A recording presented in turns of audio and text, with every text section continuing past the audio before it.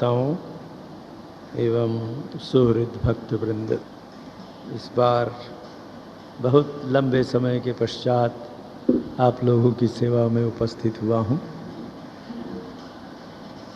कदाचित गत वर्ष शायद नवंबर की 3 तारीख रविवार था, उस गत वर्ष का अंतिम प्रवचन था।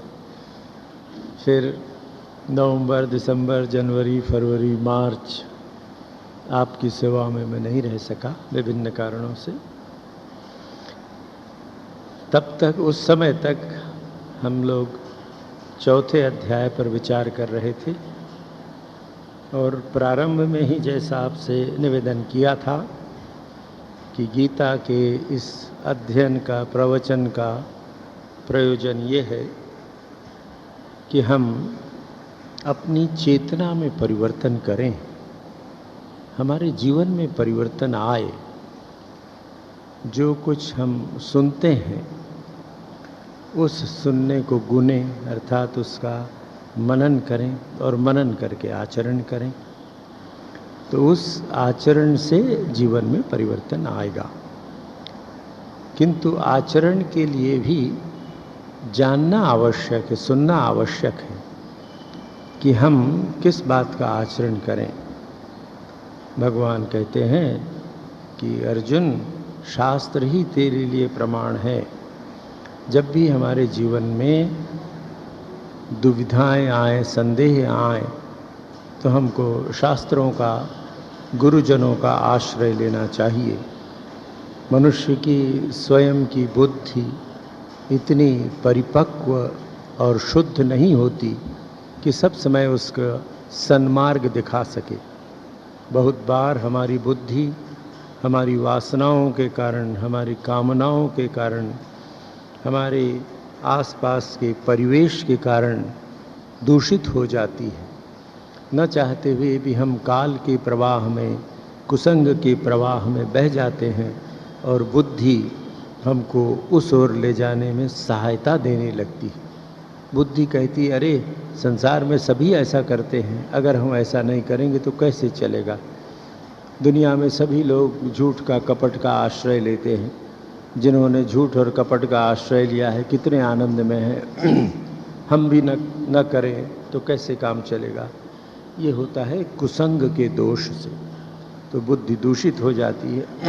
ऐसी अवस्था में हमारे मन में संदेह उत्पन्न होता है। गत बार जहाँ प्रवचन समाप्त हुआ था, हमने ये देखा था कि भगवान कहते हैं, न सुखम संशयात्मनः। जिसके मन में संदेह है वह व्यक्ति कभी सुखी नहीं हो सकता। इसके विषय में विस्तृत चर्चा गत प्रवचनों में हुई थी। चतुर्थ अध्याय में 42 श्लोक हैं। ये 40वां श्लोक था। 41 और 42 2 श्लोक और इस अध्याय के बचे हुए हैं। उस पर हम थोड़ा विचार करने का प्रयत्न करें और फिर समय होगा, सुविधा होगी तो हम आगे बढ़ेंगे। भगवान 41वें श्लोक में कहते हैं, उन्होंने अर्जुन को ये बताया 40वें श्लोक में कि देख, न सुखम संशयात्मनः वह अज्ञः च अश्रद्धानश्च संशयात्मा विनश्यति न अयम लोकः अस्ति न पर न सुखम संशयात्मनः। ये 40वां श्लोक है। इसमें सविस्तार हमने देखा था कि संशयात्मा का कैसे नाश हो जाता है और कैसा संदेहशील व्यक्ति सुखी नहीं रहता। अब भगवान ये बताते हैं कि ये जो संशय तेरे हृदय में है, अर्जुन को निमित्त करके भगवान आपको, हमको, सबको बता रहे हैं। आपके, हमारे सभी के हृदय में कहीं न कहीं संशय है, किसी न किसी विषय में संशय है और उस संशय के कारण हमारा चित्त हमेशा क्षुब्ध रहता है, अशांत रहता है। और जिस व्यक्ति का चित्त अशांत है वो कभी सही निर्णय नहीं ले पाता है।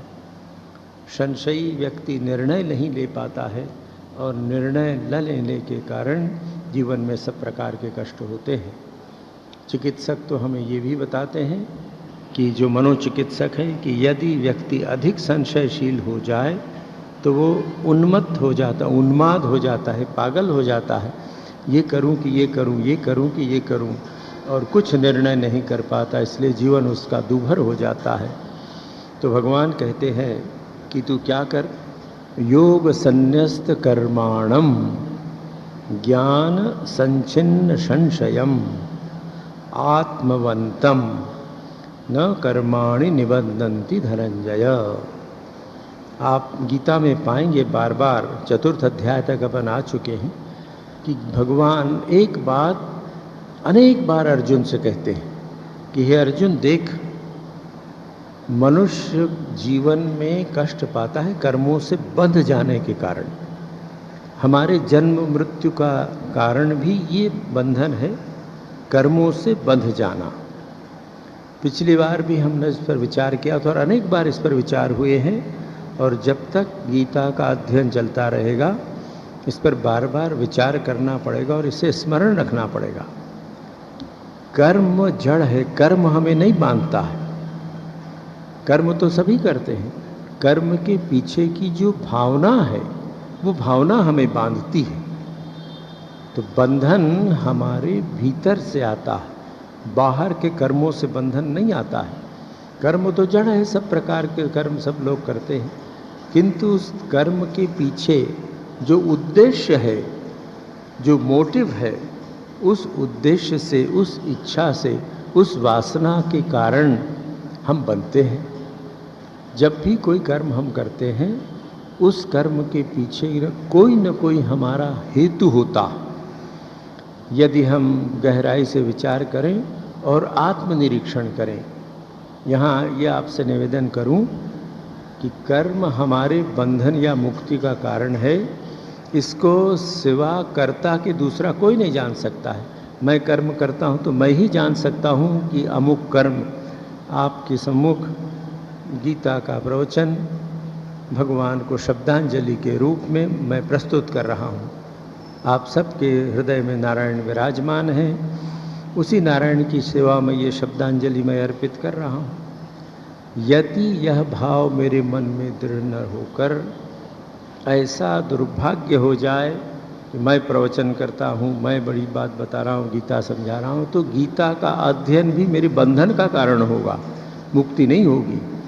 तो ये ध्यान रखें कि बंधन कर्मों में नहीं है, बंधन कर्ता में है। सब कुछ कर्ता पर निर्भर करता है। कर्ता के भीतर यदि कर्ता बुद्धि है, यदि भोक्ता बुद्धि है, मैं ये कर्म कर रहा हूँ इसलिए इसका फल मुझे मिले, मैं भोगूंगा, तो ये बुद्धि हमको बांधती है। तो भगवान कहते हैं कि अर्जुन देख, तुझे मैं लक्षण बता रहा हूँ। क्या लक्षण बता रहा हूँ? कर्माणि न निबध्नन्ति धनंजय, कर्म बांधते नहीं हैं। किसको? जो व्यक्ति योग संन्यस्त कर्माणम है, जो व्यक्ति ज्ञान संचिन्न संशय है, जो व्यक्ति आत्मवंत है। तो ये तीन विशेषण भगवान हमें बताते हैं। जिस व्यक्ति में ये तीन गुण हैं, तीन विशेषण हैं, ऐसा व्यक्ति कभी भी कर्मों से बंधता नहीं है। चाहे जिस प्रकार का कर्म वो करे, संसार में 24 घंटे वो कर्मरत रह सकता है, व्यवसाय कर सकता है, चिकित्सकीय काम करता है, कुछ भी काम करता है। राजा जनक जैसे 24 घंटे राज का संचालन करता है। ऐसा करते हुए भी वह व्यक्ति जिसके संशय नष्ट हो गए हैं, जिसके कर्म योग संन्यस्त हैं और जो आत्मवंत है, वो कर्मों से नहीं बंधेगा। अब आइए इस पर थोड़ा विचार करें, इसको समझ लेना आवश्यक है, क्योंकि ये तीनों गुण, ये भगवान ने जो तीन लक्षण बताए, शर्तें बताई हैं, वो शर्तें हमारे जीवन में आ जाएं। ऐसा अगर होगा तो हम कर्मों से नहीं बंधेंगे। योग संन्यस्त कर्माणम, भगवान ये कहते हैं कि जिसने अपने कर्मों को योग में समर्पित कर देता है। न्यास माने छोड़ना, संस्कृत में न्यास छोड़ना को कहते हैं। संन्यास माने जिसने छोड़ दिया है, त्याग दिया है, समर्पित कर दिया है। योग संन्यस्त कर्माणम, जिस व्यक्ति ने अपने सभी कर्मों को योग को समर्पित कर दिया है। योग में पर्यवसित कर दिया है, उसको कर्म नहीं बांधेंगे। अब यहाँ योग का तात्पर्य सभी आचार्य कहते हैं, जहाँ भी भगवान गीता में इस प्रकार योग की बात कहते हैं, वह योग है कर्म योग। तो अब एक व्यक्ति जिसने अपने संपूर्ण कर्म योग को समर्पित कर दिए हैं हमने तीसरे अध्याय में देखा, दूसरे अध्याय में भी देखा, चौथे अध्याय में भी इसकी विशद चर्चा है कि कर्म कब कर्म योग बनता है, कर्म कब योग संन्यस्त होगा। कर्म के बांधने के बहुत से उपाय, उसमें तो प्रमुख उपाय हैं फल की आकांक्षा और कर्म के प्रति आसक्ति। एक शब्दों में कहें तो आसक्ति ही हमारे बंधन का कारण होती है। तो जिस व्यक्ति ने अपने सभी कर्मों को कर्म योग के प्रति समर्पित कर दिया, उसको कर्म नहीं बांधेंगे। तो कर्म योग क्या है, आपको स्मरण होगा, कर्म योग का प्रथम सूत्र हमने देखा था, भगवान गीता के दूसरे अध्याय के 38वें श्लोक में हमको बताते हैं। वो प्रारंभ है कर्म योग का। उसमें क्या कहते हैं, सुख दुखे समे कृत्वा लाभा लाभो जया जयो ततो युद्धाय युज्यस्व न एवं पापम अवाप्स्यसि। हे अर्जुन, कर्म तो तुझे करना है, कर्म बिना किए मनुष्य एक क्षण भी नहीं रह सकता। तो तू ऐसा कर्म कर, कर्म करने के पहले अपने मन की स्थिति ऐसी बना ले, सुख दुख दोनों को सुख दुखे समे कृत्वा, सुख और दुख दोनों में तेरा मन समान रहे। ऐसा जीवन में हो नहीं सकता कि सुख और दुख ना आए, वो प्रारब्ध का प्रवाह है। ईश्वरी योजना ऐसी है, प्रकृति की योजना ऐसी है कि जिस दिन हमने जन्म लिया है और जब तक हमारी मृत्यु ना हो जाए, जीवन में सुख और दुख अवश्य में आएंगे, कोई उससे बच नहीं सकता है। प्रश्न केवल इतना है कि जो सुख और दुख आते हैं उनके प्रति हमारी क्या प्रतिक्रिया है। मेरे जीवन में, आपके जीवन में, सबके जीवन में सुख दुख आते हैं, किंतु उस सुख और दुख के प्रति व्यक्ति की प्रतिक्रिया क्या है, इस पर निर्भर करता है। सुख और दुख व्यक्ति को न तो सुखी कर सकते न तो दुखी कर सकते। व्यक्ति को सुख दुख, सुखी और दुखी तभी करते हैं जब व्यक्ति स्वयं उसको स्वीकार करता है। इन कर्मों से, इन विचारों से मुझे सुख होगा, इससे मिलने से मुझे सुख होगा, इस प्रकार का भोजन करने से सुख होगा, इन व्यक्तियों से मिलने से सुख होगा, इस स्थान में जाने से सुख होगा, तो उसे सुख मिलता है। पर जिसके प्रति अरुचि हो, वह स्थान बहुत अच्छा हो सकता है। एक व्यक्ति, रविवार का दिन है, आज सोचता है किसी 5 स्टार होटल में जाऊं, इस प्रकार के नाच तमाशे देखूं, टेलीविज़न में नाच तमाशे देखूं। आप उसके घर मेहमान होकर, अतिथि होकर आए हैं, आपका सम्मान करता है या आपका उस पर एहसान है, आपकी रुचि यहाँ हो गई। आपने उससे कहा कि चलो भाई, आज आश्रम में प्रवचन होने वाला है, जाएं। आपको नहीं कह नहीं सकता वो व्यक्ति, आपका एहसान आपको मानना पड़ेगा, आप उसके बॉस हैं या किसी प्रकार अधिकार है। तो लिहाज में विवशतापूर्वक यहाँ आया। एक ही परिस्थिति, आपको आध्यात्मिक जीवन में रुचि है, गीता में रुचि है, आपको बहुत अच्छा लग रहा है, वो व्यक्ति आपके साथ बैठा है, उसको यम यंत्रणा हो रही कि कहाँ फंस गया यार, कब यहाँ से छूटूं और निकलूं। तो गीता प्रवचन सुनने में सुख नहीं है, 5 स्टार होटल में सुख नहीं। हमारी मानसिक, आपकी मानसिक स्थिति गीता के चिंतन के अनुकूल है, आपको सुख मिला। उसकी मानसिक स्थिति इसके प्रतिकूल थी, वो तो 5 स्टार में दुखी। ये समझने की बात है कि सुख दुख, हानि लाभ, जय पराजय, ये बाहर की प्रकृति में है, किंतु परिणाम हमारे हाथ में है। प्रकृति हमको नहीं बांध सकती है, व्यक्ति की अपनी इच्छा पर है। गीता यही बताती है। सुख दुखे समे कृत्वा, ये योग संन्यस्त कर्माणम, उस पर अपन विचार कर रहे हैं। तो जिस व्यक्ति ने अपने समस्त कर्म योग को समर्पित कर दिए हैं, वो कैसा होगा? सुख और दुख में समान होगा। कृत्वा प्रत्यय, करके, ऐसा करने के बाद कर्म करो। सुख दुख हो गया, लाभ और अलाभ, लाभ और हानि। लाभ और हानि भी प्रकृति का नियम है, होता रहेगा। लाभ हानि में भी उसका मन समान रहे। जय पराजय, हार में जीत में उसका मन समान रहे। सुख दुखे समय कृत्वा लाभा लाभो जया जयो। ततः उसके बाद युद्धाय, युद्ध था संसार का कर्म। अर्जुन के लिए युद्ध था, आपके हमारे लिए संसार के सब कर्म हैं। युज्यस्व, उसमें लग जा, कमर कस के लग जाना है। गीता एक ऐसा महाग्रंथ है, वो हमेशा हम लोगों को सिखाती है कि पुरुषार्थ करो, अंतिम क्षणों तक पुरुषार्थ करो। गीता में पराजय की कहीं बात नहीं है, गीता में भागने की कहीं बात नहीं है। आपके घर में, आपके परिवार में अशांति है, कलह है, भागो मत। कमर कस के विचार करो कि इस अशांति और कलह से हम ऊपर उठ सकते हैं। हम मनुष्य हैं, हम में इतनी शक्ति है। परिवार में उतार चढ़ाव होता रहता है, कलह आती रहती है, पर हम अपने मन को उससे ऊपर उठाएंगे और ऊपर उठाकर जो अन्याय है उस अन्याय का दमन करेंगे, दूर करेंगे। अन्याय को सह लेने की बात गीता नहीं कहती है। तो गीता ये क्या कहती है कि सुख दुख में मन को समान रखो, फिर जय पराजय में मन को समान रखो, हार जीत में समान रखो। पहले ऐसा कर लो, मन को समझाओ। कोई भी कर्म करने के पहले गीता हमसे कहती है अपना सारा ध्यान तुम इस बात पर लगाओ कि वर्तमान में आए हुए कर्म को तुम्हें करना है।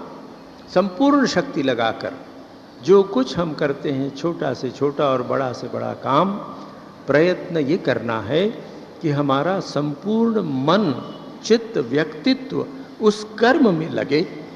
उस कर्म से सुख होगा, दुख होगा, जय पराजय आदि होंगे, उस ओर ध्यान न देकर सारा ध्यान जब व्यक्ति कर्म की ओर लगाएगा तब वो कर्म योग का साधक होगा।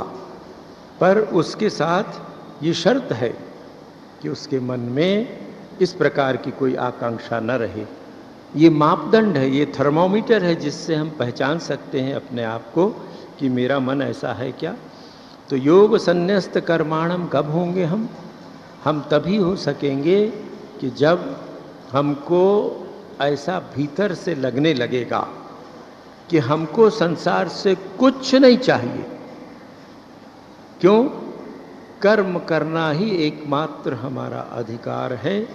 कर्मणि एव अधिकारः ते, अर्जुन से भगवान कहते हैं केवल कर्म करने में ही तेरा अधिकार है। माँ फलेषु कदाचन, फल में तेरा अधिकार नहीं है। फल संसार से मिलेगा, हमारी इंद्रियों से, मन से। तो कर्मयोगी को सतत ये स्मरण रखना है, क्योंकि वो योग संन्यस्त कर्माणम, अपने सभी कर्मों को उसने कर्मयोग के माध्यम में समर्पित कर दिया है। कर्मयोग के सिद्धांत में कर्मयोग को उसने माध्यम बनाया है उस तत्व ज्ञान की प्राप्ति, और उसमें समर्पित कर दिया है। और जब ऐसा समर्पण है तो वो समझ लेगा कि संसार में जो कुछ है वो प्रभु का है या प्रकृति का है, मुझे कुछ नहीं चाहिए। ये निश्चय बार बार करना चाहिए। ये निश्चय जब कर लिया कि मुझे कुछ नहीं चाहिए, तो दूसरी बात कर्मयोगी को और बार बार सुनिए कि मेरा कुछ नहीं है, मुझे नहीं चाहिए और मेरा कुछ नहीं है। मेरा तो एक ही अधिकार है, वो कर्म करने का। और जब ऐसा उसने सोच लिया तो आप देखेंगे अपने आप स्वभावतः इस प्रकार का भाव जब हमारे मन में आ जाएगा तो हमारे सभी कर्म लोक कल्याणार्थ होंगे, क्योंकि मुझे उससे कुछ लेना देना नहीं है। मैंने कर्मयोग की साधना के द्वारा उस आत्म तत्व की अनुभूति का निश्चय किया है। और जब ये निश्चय किया है तो कर्म मुझे करना है, तो जो भी कर्म मैं कर रहा हूँ वो केवल लोक संग्रह चिकीर्षु, भगवान गीता में कहते हैं, लोक कल्याण के लिए। उसमें भी लोक कल्याण की वासना नहीं है उसके मन में कि हाँ मैं लोक कल्याण करूं, जगत का उद्धार करूं, ऐसा नहीं। कर्मयोगी के मन में ये बात नहीं होती है। उसका स्वभाव ऐसा हो जाता है कि जो कुछ भी मैं कर्म कर रहा हूँ, इस कर्म का फल मुझे नहीं चाहिए, इस कर्म से मुझे कुछ लेना देना नहीं है। उसका जो भी फल है सुफल है, और कर्मयोगी कभी असत कर्म करेगा नहीं। तो ये सारा कर्म इस समाज के लिए, इस संसार के लिए है, प्रभु के इस संसार के लिए है। ऐसी उसकी वृत्ति आ गई। और जब सोचेगा कि मुझे कुछ नहीं चाहिए, तो उसके मन में कोई आसक्ति नहीं रह जाएगी। मेरा जीवन प्रभु की कृपा से प्रारब्ध के प्रवाह में चल रहा है, मुझे किसी चीज़ की आवश्यकता नहीं है, जीवन को प्रभु चला रहे हैं। तो ये योग संन्यस्त कर्माणम, सभी कर्मों को इस कर्म योग में समर्पित करने के लिए हमें अहर्निश प्रयत्न करना पड़ता है। ऐसा नहीं हो सकता कि 1 अगस्त से हम कर्मयोगी हो गए, अब हमारे मन में कुछ मिलेगा। जिस प्रकार जीवित रहने के लिए जब तक जीवित हैं मृत्यु पर्यंत भोजन करना पड़ेगा, कोई न कोई आहार लेना पड़ेगा। जब आहार लेने के अयोग्य हो जाते हैं तो मेरी 2 डॉक्टर बेटियां यहाँ बैठी हैं, उनको देख के लगता है तो नाक में नली लगा के भोजन कराती हैं वो लोग। तो कुछ न कुछ आहार तो लेना ही पड़ता है, नहीं तो वो सूजी लगा के आहार देती हैं। अर्थात शरीर को जीवित रखना हो तो आहार देना पड़ेगा। उसी प्रकार कर्मयोगी को सतत इस बात का स्मरण रखना होगा कि मेरे सभी कर्म समर्पित हैं कर्मयोग के माध्यम से। तो इसका सरल उपाय क्या है?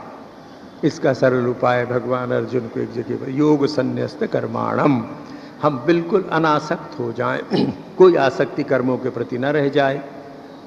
तो ये थोड़ा कठिन होता है, इसलिए भगवान ने बताया कि देखो, गीता में दूसरी जगह बता रहे हैं, आगे उसको हम देखेंगे, कि अगर एकदम निष्काम होने में अर्जुन तुझे कठिनाई है कि कैसे कोई आशा न कुछ, तू क्या कर, ब्रह्मणि आधाय कर्माणि संगम त्यक्त्वा करोति यः लिप्यते न स पापेन पद्मपत्रम इव अम्भसा। कि हे अर्जुन, जैसे कमल के पत्ते को पानी नहीं भिगाता है, उसी प्रकार यदि तू ब्रह्मणि, सब कर्म ईश्वर को समर्पित कर, पर फिर शर्त लगाते हैं संगम त्यक्त्वा। ये बात बार बार भगवान कर रहे हैं, और कर्मयोगी को अपने हृदय में ये बात बिठा लेनी होगी कि जीवन में आसक्ति का त्याग करना पड़ेगा। सारा कष्ट आसक्ति के कारण है, और यह आसक्ति एक मानसिक अवस्था है, पदार्थगम में नहीं है, व्यक्तिगम में नहीं है, दृश्यगम में नहीं। इस ग्लास के प्रति मेरी आसक्ति, ग्लास फोड़ दूं तो क्या मेरे मन से आसक्ति निकल जाएगी? कभी नहीं निकलेगी। आसक्ति तो बाहर नहीं, आसक्ति तो भीतर है। इस ग्लास के प्रति मेरे मन में जो लगाव है, उस लगाव को ग्लास नहीं तोड़ सकता। ग्लास को तोड़ने से लगाव नहीं छूटेगा, पर विचार के द्वारा, विवेक के द्वारा और प्रार्थना से यदि मैंने आसक्ति छोड़ दी, तो हजारों ऐसे ग्लास भी मेरे पास रहें तो मेरे बंधन के कारण नहीं होंगे। इसलिए संग को त्याग कर तो अपने संपूर्ण कर्म योग संन्यस्त तभी होंगे जब हम भीतर परीक्षा करके देखेंगे कि हमारे मन में पूर्ण समता की, जब लाभ और हानि में व्यक्ति समान है, जय पराजय में समान है, हार जीत में समान है, दुख सुख में समान है, तो उसका मन समता में स्थिर है। और जब मन समता में है तो संसार का कोई भी कर्म उसको असम नहीं कर सकता है, समता से विचलित नहीं कर सकता, और इसलिए सदैव आनंद में डूबा रहेगा। हमारा मन कब विचलित होता है?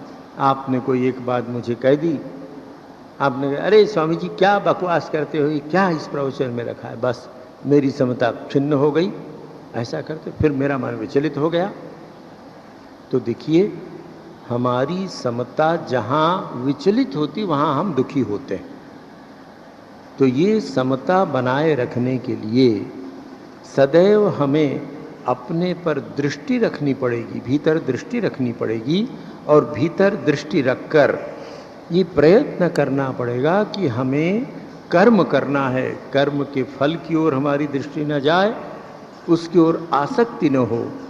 आसक्ति का त्याग एकदम व्यक्तिगत बात है, उसको कोई दूसरा हमसे नहीं करा सकता है।